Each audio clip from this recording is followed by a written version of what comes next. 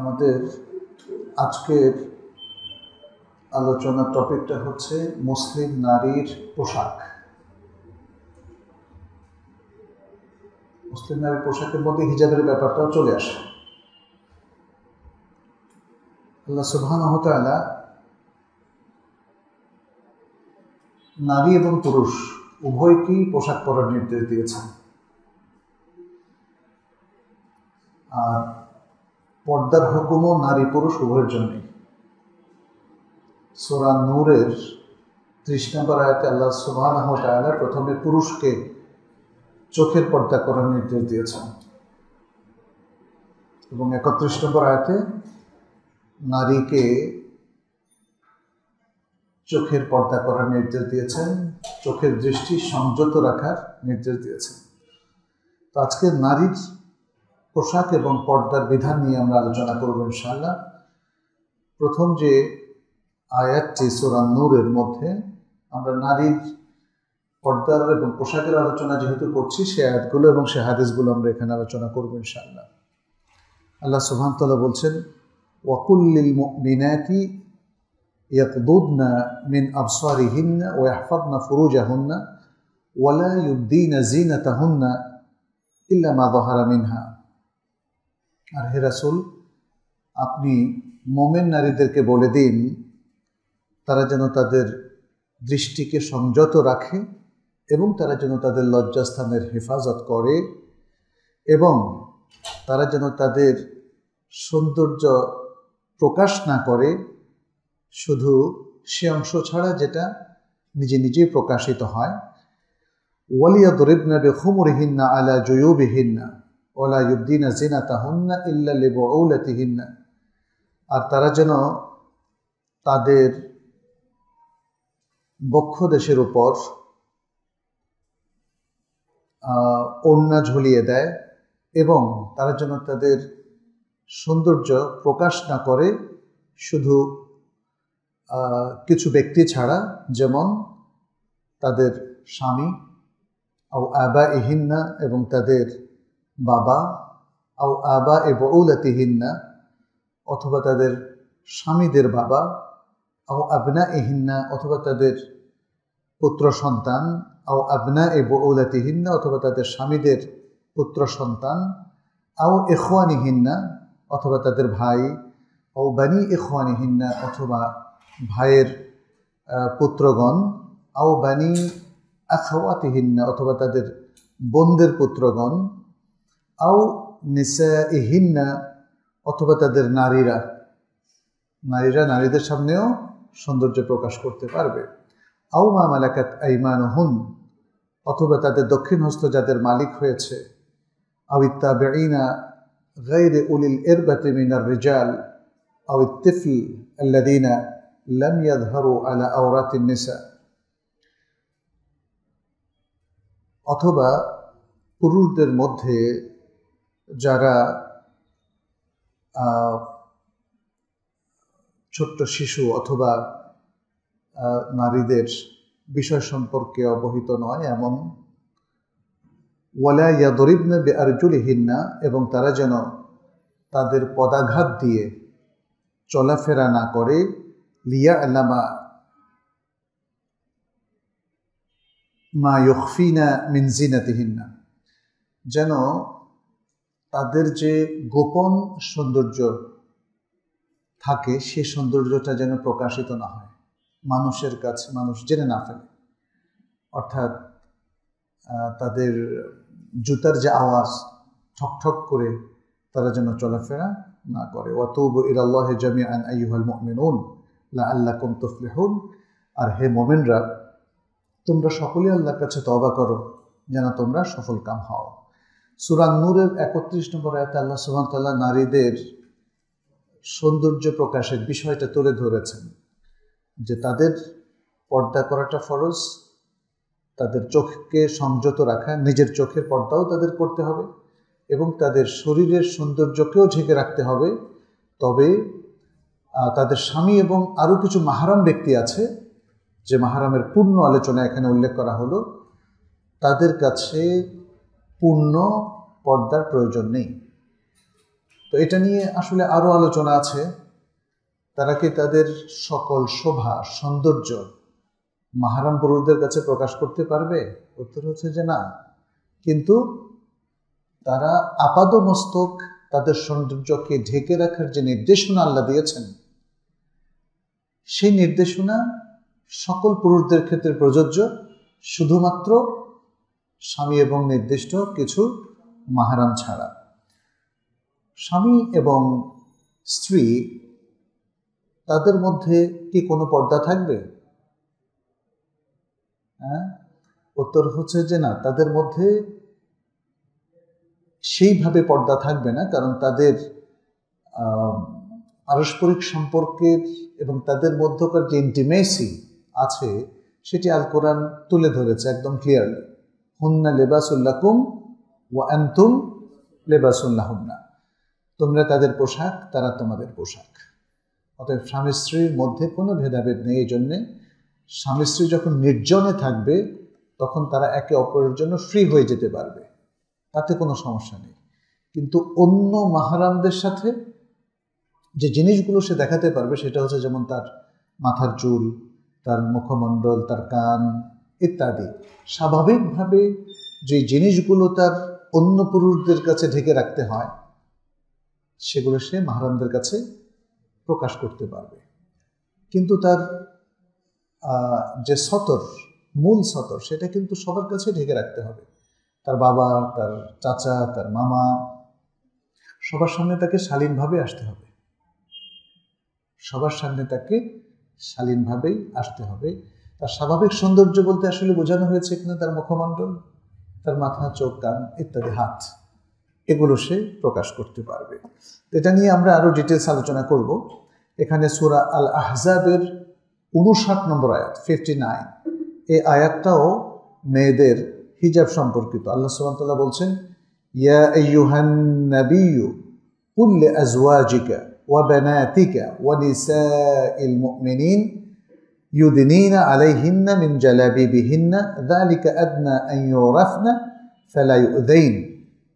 হে নবী, আপনি বলে দিন আপনার স্ত্রীদেরকে, আপনার কন্যাদেরকে এবং মোমেনদের নারীদেরকে তারা যেন তাদের উপর জিলবাব পরিধান করে, যাতে তাদের আপাদমস্তক পর্দার মধ্যে আবৃত হয়ে যায়। যালিকা আদনা ইউরাফ, তাদেরকে যাতে মানে চেনা যায়, তাদেরকে চেনার এটাই নিকটবর্তী, সবচেয়ে নিকটবর্তী পন্থা। তার মানে কি, মোমেন নারীদেরকে চেনা যাবে তাদের পর্দা দিয়ে। পর্দা না থাকলে তখন বোঝা যাবে যে তারা প্রকৃত মোমেন নয়। এটাই এখানে আয়াতের মূল উদ্দেশ্য, বোঝানো হচ্ছে সেটাই। ফালা ইউযাইন, তাদেরকে চেনার এটাই সবচেয়ে কাছের পন্থা, ফলে তাদেরকে আর উত্ত্যক্ত করা হবে না। ফালা ইউযাইন, পর্দা না করলে কিন্তু উত্ত্যক্ত করা হবে। তার মানে কি কোরআন পারমিশন দিচ্ছে নারীদেরকে উত্ত্যক্ত করার? না, দিচ্ছে না।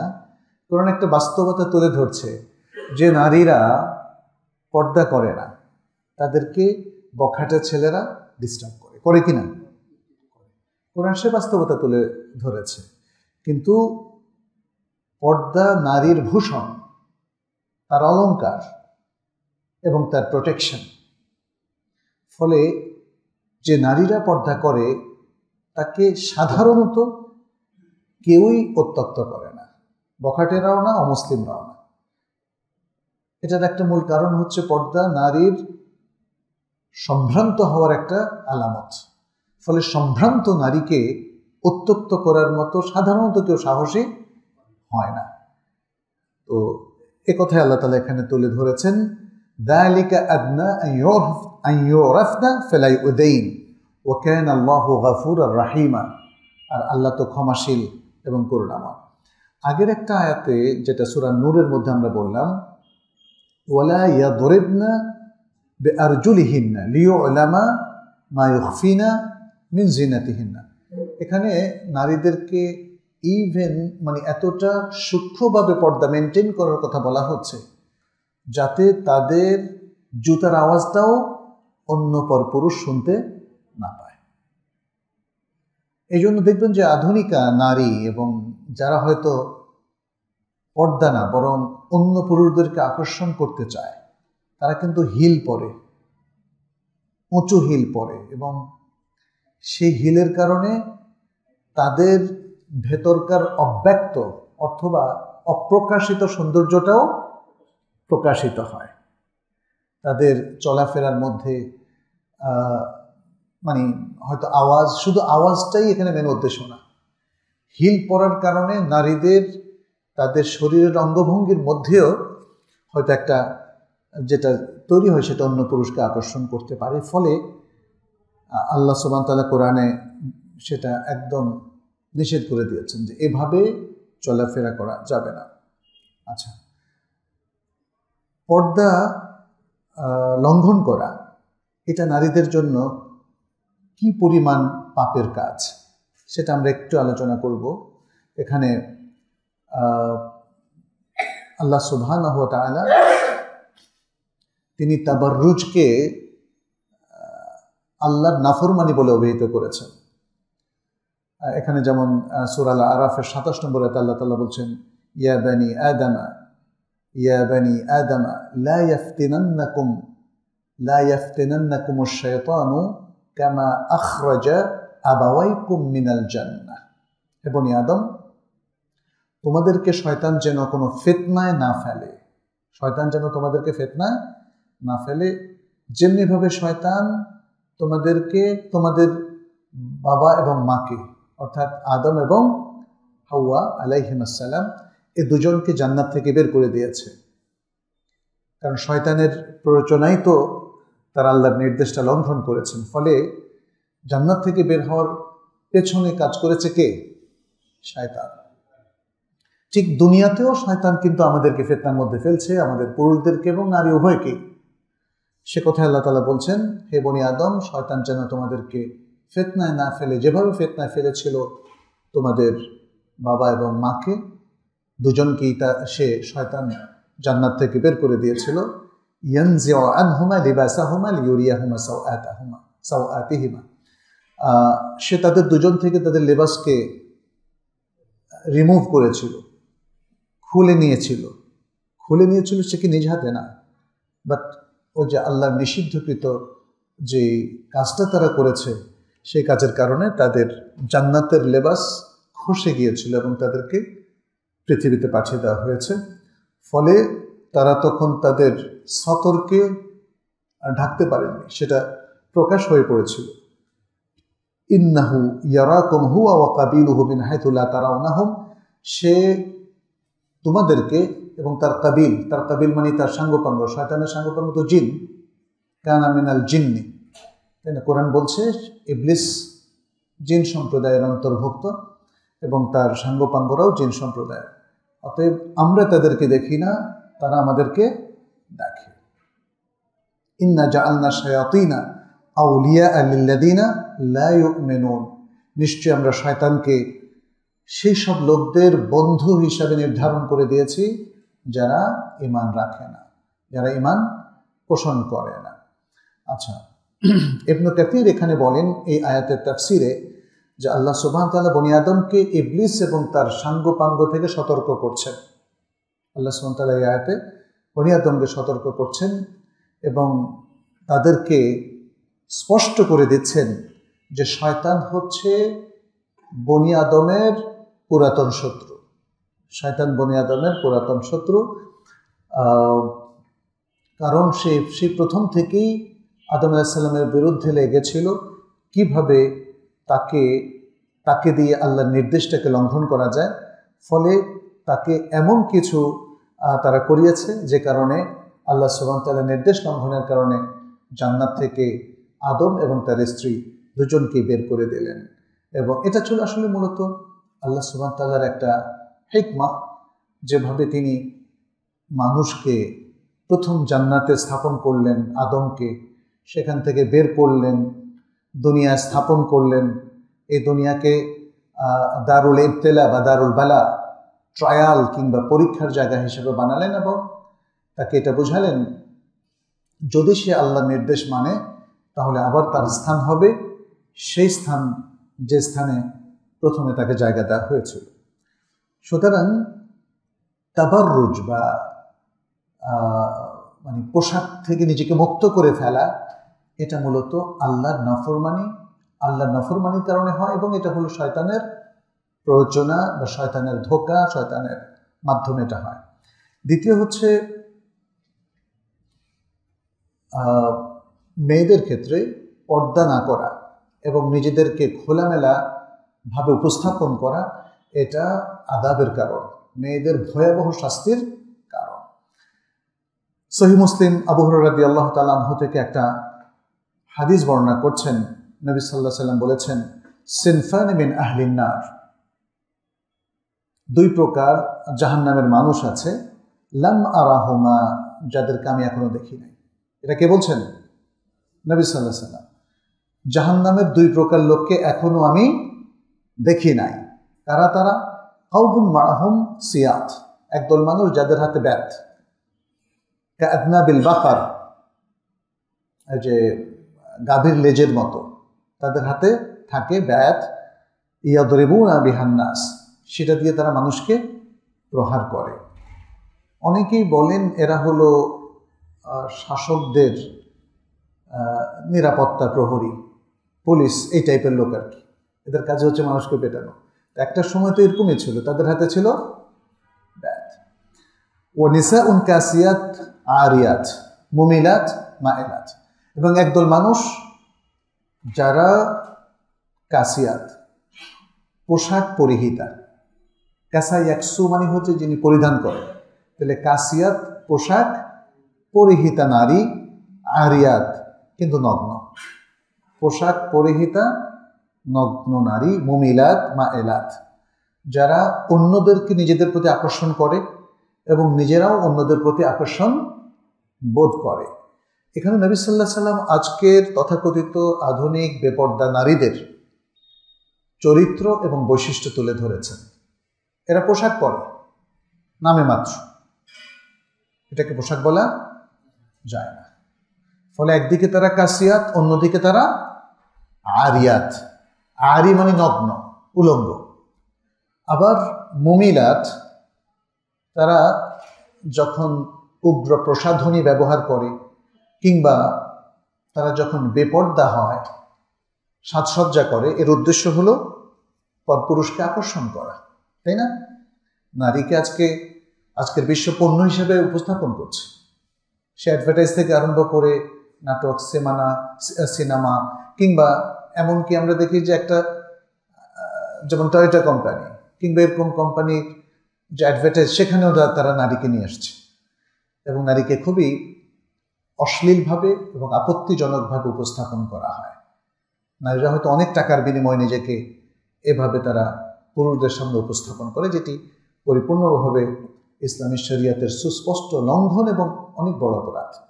এক্ষেত্রে মুমিলাত অর্থাৎ তারা তাদেরকে দেখলে অথবা তাদের ছবি দিয়ে ভাইরাল করা হয়, তাই না, সোশ্যাল নেটওয়ার্কে, অথবা যে কোনো একটা যে কোনো জিনিসের, যে কোনো পণ্যের অ্যাডভার্টাইজ, সেটা হোক গাড়ি, পেস্ট, টুথপেস্ট, সাবান, তাই না, এগুলোতে তাদেরকে উপস্থাপন করা হয় কারণ তারা পুরুষকে আকর্ষণ করে, বিক্রি বেড়ে যায়।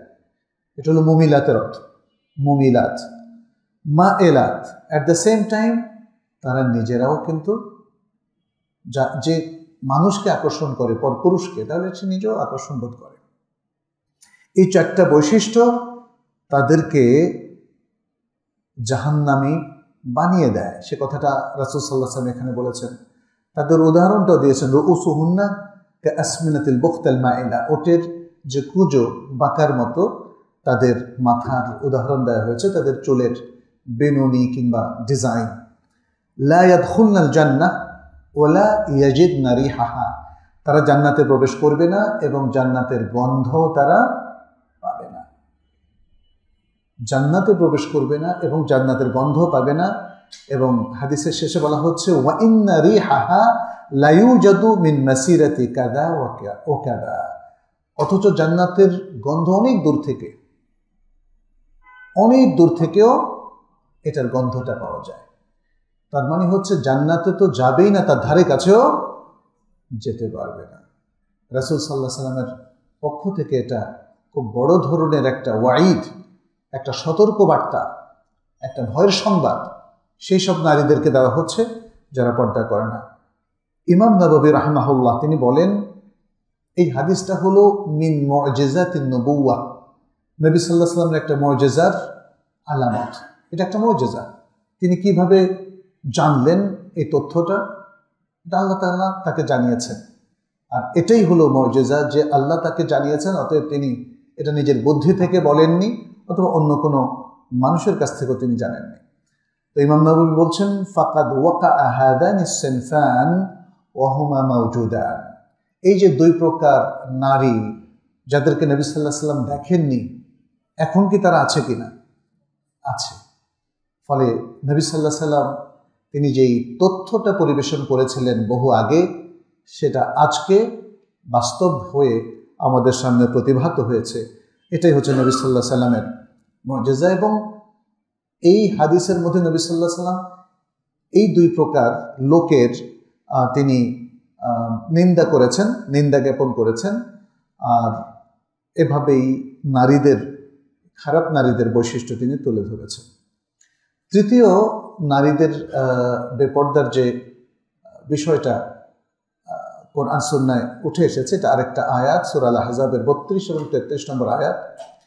বলা হয়েছে নারীরা বেপর্দা হওয়া এটা জাহেলিয়াতের বৈশিষ্ট্য। মুসলিম নারীরা অবশ্যই পর্দা করবে, আর যারা পর্দা করবে না এটা জাহেলিয়াতের বৈশিষ্ট্য, স্বভাব এবং তাদের আদাত, তাদের কালচার। এটা আল্লাহ সুবহানাহু ওয়া তাআলা বলছেন, ইয়া নিসা আন-নাবিয়্যি লাস্তুন্না কাআহাদিন মিনান নিসা, হে নবীর স্ত্রীগণ আপনারা অন্য যে কোনো নারীর মতো নন। ইনিত্তাকাইতুন্না ফালা তাখদা'না বিল কাউল, যদি আপনারা আল্লাহকে ভয় করেন তাহলে আপনারা নরম স্বরে কথা বলবেন না, পর পুরুষের সাথে নরম স্বরে কথা বলবেন না। ফায়াতমা আল্লাযী ফি কলবিহি মারাদুন ওয়া কুলনা কাওলাম মা'রুফা, যদি নরম স্বরে কথা বলেন তাহলে যেই পুরুষদের অন্তরে ব্যাধি রয়েছে তারা আপনাদের প্রতি আগ্রহী হয়ে পড়বে। তার মানে হচ্ছে তাহলে নারীদের প্রতি বার্তা হচ্ছে তারা পুরুষদের সাথে অফিসিয়াল টোনে কথা বলবে। তার মানে দারোগার টোনে এটা না, যেন খুব ধমক দিয়ে কথা বলবে, এটাও না, বাট অফিসিয়াল টোন। তার মানে তাতে কোনো প্রশ্রয় থাকবে না, তাতে কোনো প্রশ্রয় থাকবে না। অনেক মহিলা ইনিয়ে বিনিয়ে কথা বলে, এর মধ্যে প্রশ্রয় থাকে। ফলে দুর্বল চিত্তের অধিকারী পুরুষরা ভাবে যে তার সাথে একটা রিলেশন করা যেতে পারে। খুবই বাজে একটা জিনিস। এখন তো দেখি যে সবাই এগুলো খুব সহজে ব্যক্ত করে। আবার কি যেন লেখে এক্স, হ্যাঁ, ইন্না লিল্লাহি ওয়া ইন্না ইলাইহি রাজিউন। আল্লাহ আমাদেরকে রক্ষা করুন।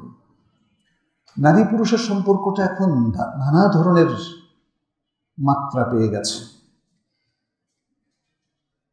দ্বিভুজ, ত্রিভুজ, চতুর্ভুজ। এখানে আমরা বলতে পারি হাদ্দিস ওয়ালা হারাজ। এটা হয়েছে বেপর্দার কারণে, এটা হয়েছে বেপর্দার কারণে। পর্দার মধ্য দিয়ে নারী প্রোটেক্টেড হয় এবং পুরুষও নিরাপদে থাকে।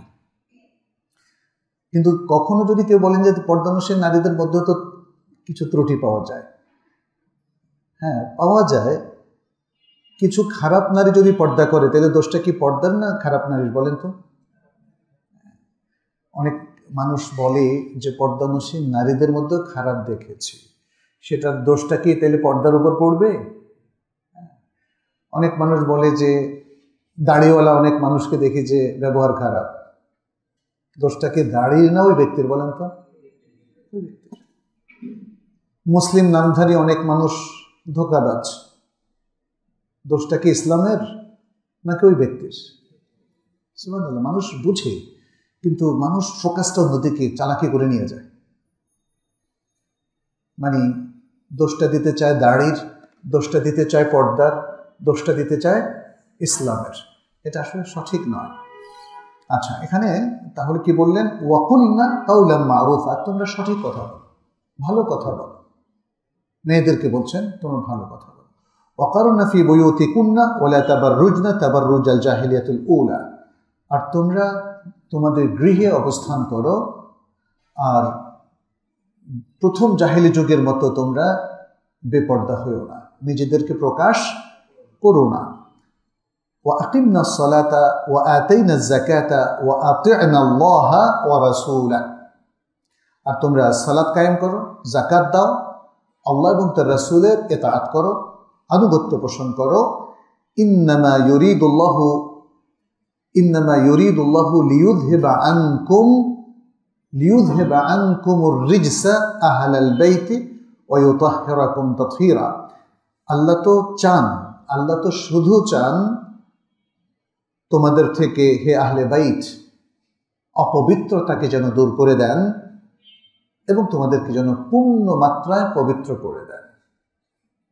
তাহলে নারীদেরকে পর্দার নির্দেশনা দিয়ে আল্লাহ কি চান? আসলে তাদেরকে পবিত্র এবং সম্ভ্রান্ত রাখতে চান, তাদেরকে প্রোটেকশন দিতে চান।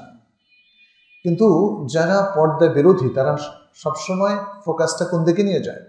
অবরোধবাসিনী বা নারীকে তাদের অধিকার থেকে বঞ্চিত করা হচ্ছে। এখন তো অনেক অধিকার চেতনাটাই চেঞ্জ হয়ে গেছে, সে নারীদের হোক আর পুরুষের হোক, তাই না? এখন ছেলে চাইলে ছেলেকে বিয়ে করতে পারবে, এটাকে অধিকার বলা হচ্ছে। মেয়ে চাইলে মেয়েকেও বিয়ে করতে পারবে, আবার বিয়ে ছাড়াও ইচ্ছে করলে থাকতে পারবে, তাই না? মানে পুরো জিনিসটা মানুষের মাথায় আসে, এরপরে সেটাকে আইনের একটা ধারার মধ্যে সংযুক্ত করে, তারপর সেটাকে অধিকারে পরিণত করে। ইন্না লিল্লাহি ওয়া ইন্না ইলাইহি রাজিউন। পুরো জিনিসটা মুসলিম কোত্থেকে নেবে? কোরআন এবং সুন্নাহ থেকে। এখানে পাশ্চাত্যের যে নীতিমালা, তাদের যে কৃষ্টি কালচার অথবা তাদের যে আইন আদালত, তার মাধ্যমে কিন্তু মানুষের অধিকার নিরূপণ হবে না। এখন সমকামিতাকেও অধিকার বলে চালানো হচ্ছে না? অথচ এটা নিকৃষ্ট পাপ। সারা পৃথিবীর সকল দেশের আইনে কিছুকাল আগেও এটা নিষিদ্ধ ছিল না? এখন নতুন নতুন জিনিস আছে, পাপগুলোকে এখন প্রতিষ্ঠিত করা হচ্ছে এবং এগুলোকে লেজিসলেশন দেওয়া হচ্ছে, ফলে এগুলো এখন অধিকারে পরিণত হচ্ছে। অধিকার তো আসলে ইসলাম এইভাবে দেয় না। ইসলাম পাপগুলোকে চিরন্তনভাবে পাপ হিসেবে চিহ্নিত করেছে। জেনা, ব্যভিচার, মদ পান করা, শূকরের গোশত ভক্ষণ করা, এগুলো চিরকালই নিষিদ্ধ এবং হারাম বলেই গণ্য হবে। অতএব এগুলোকে নতুন করে কোনো মানুষ যদি বলে আমরা পারমিশন দিলাম, এটা কি জায়েজ হবে? হালাল হারাম কার অধিকার? হালাল হারামের সিদ্ধান্ত দেওয়া আল্লাহর অধিকার। মানুষ শুধু সেটা বাস্তবায়ন করবে। মানুষ আল্লাহ যা হালাল করেছেন সেটাকে হারাম করতে পারবে না, এবং আল্লাহ যা হারাম করেছেন সেটাকে হালাল করতে পারবে না। অতএব নারীদের পর্দা করতে হবে। পর্দার এই বিধানটা আরবদের ঐতিহ্য ছিল, তাদের আদাত বা সামাজিক প্রথা ছিল। এই যুক্তি দেখিয়ে আজকে আর সেটা লাগবে না এ কথা বলার কোনো সুযোগ নেই। আমরা আয়াতগুলো এই জন্যই শুরুতে উপস্থাপন করলাম। অবশ্যই পর্দা আল্লাহর দেওয়া একটা বিধান, একটা ফরজ আমল এবং আল্লাহর পক্ষ থেকে একটা কমান্ড, রাসূল সাল্লাল্লাহু আলাইহি সাল্লামের পক্ষ থেকে আরোপিত নির্দেশ। অতএব এটাকে শুধুমাত্র আরবদের ঐতিহ্য বলে চালিয়ে দিয়ে এটাকে আমাদের অন্যান্য মুসলিম পালন করতে হবে না, এই ধরনের নির্দেশনা দেওয়ার কোনো সুযোগ নাই। আচ্ছা, এরপরে আল্লাহ সুবহানাহু ওয়া তাআলা বলছেন, মানে শেষ দিকে এসে কি বললেন, যে এই যে নারীদেরকে নির্দেশনাগুলো দেওয়া হলো, এর উদ্দেশ্য হচ্ছে নারীদের থেকে অপবিত্রতাকে দূর করা এবং তাদেরকে পরিপূর্ণ পবিত্রতার মধ্যে রাখা। তাহলে ইসলামের এই বিধান, ইভেন নারীদের জন্য পর্দার এই বিধান, আরও অন্যান্য যে বিধানগুলো, এগুলোর উদ্দেশ্য হচ্ছে তাদেরকে পবিত্রতার মধ্যে সুসংরক্ষিত রাখা এবং তাদেরকে সম্ভ্রান্ত নারী হিসাবে একটা সুন্দর জীবন দেওয়া বা জীবনযাপন করতে সাহায্য করে।